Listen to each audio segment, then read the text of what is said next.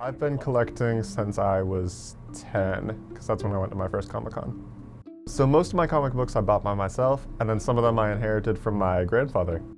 My grandfather had I'd say about like 30 books that he sent me. And then I have, I'd say at least 200 books. I'm definitely gonna buy more. Hi, my name is Daniel Bourbonnais, and I have a 60-year-old comic book collection.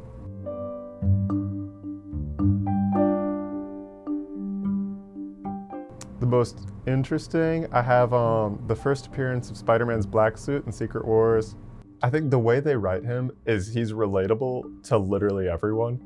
So it's like, because he goes through struggles, everyone goes through struggles. So like, you're gonna relate to Spider-Man, you know? In the Ultimate Spider-Man arc, he's got to balance a lot. He has to go to school at Shield Academy. He has to fight crime. He's got to protect his family. Oh, when his identity gets revealed, he's got to worry about like reporters and photographers being literally everywhere he goes. There's just a lot he goes through, and I feel like, I mean, obviously different examples, but like every college student goes through that. Like doing homework, school stuff, extracurriculars, relationships. Like there's just a lot that goes into it, and I feel like we can all kind of relate to that. Rocky Horror Picture Show, and that was a cult movie, and probably still is. There's a theater in Ocean Beach in San Diego called The Strand. Every Saturday night at midnight, we go down there and catch the Rocky Horror Picture Show. Full audience participation, everybody reciting the lines at the same time, talking back to the screen, and crazy people dressing up and acting out at the same time the actors were on the screen. That was an experience. That wasn't just a comic book to read. Well, I've seen the Rocky Horror Picture Show 137 times as of tonight. I've seen the Rocky Horror Show about 40 times, which is about average around here. I've seen the movie 72 times. 90, 91 with tonight. 122 times. Well, like when it started, I obviously was not alive, so I can't like speak on the times. But I know there were more like restrictions, like stuff they couldn't put in. They can do that now.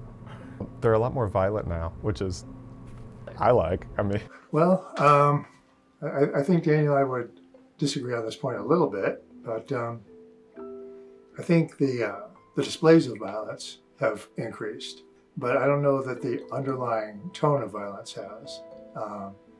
There's always protagonist, antagonist, good guy, bad guy. That's underlying really in any story, going back to Genesis. The hero technically, ideally, always comes out on top. Even Thanos with his Infinity Gauntlet couldn't overcome good.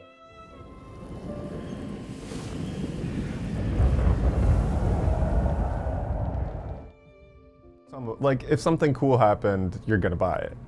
And those are usually the ones that I think become more expensive. Well, so it's kind of like stocks, which is a weird analogy, but like, I feel like that's gonna pick up a lot of money over time. I mean, if I can find good stuff for a price that I can pay for, I'll definitely pick it up. For Action Comics, for Batman Detective Comics, but for Spider-Man. Was it maybe Amazing Fantasy? Yeah, it was Amazing Fantasy 1000. I don't know if he was really so much collecting as just grabbing stuff he liked to read. Anything he loved to read, he kept forever. Books, comic books, even National Geographic. He was always a very strong encourager of reading anything. When I was a kid, we were watching Fahrenheit 451, if you're familiar with that movie and story. And his comment to me during the movie was, don't ever let anyone tell you you can't read whatever you want. And that has stuck with me forever. So I'm a big proponent of reading. Daniel got his kickstart reading with comic books and segued into some of the other cool books, right? I'm definitely gonna buy more. Is it an addiction? Absolutely. But no, I usually just buy for like characters that I enjoy. So like I buy a lot of the Hulk, and I'm in a Venom run right now. It's pretty good. Being a collector and a pack rat, like I mentioned, like my father, and like Daniel, I probably wouldn't sell it. It's not so much the value of it, although that's nice, but having something that is enjoyable.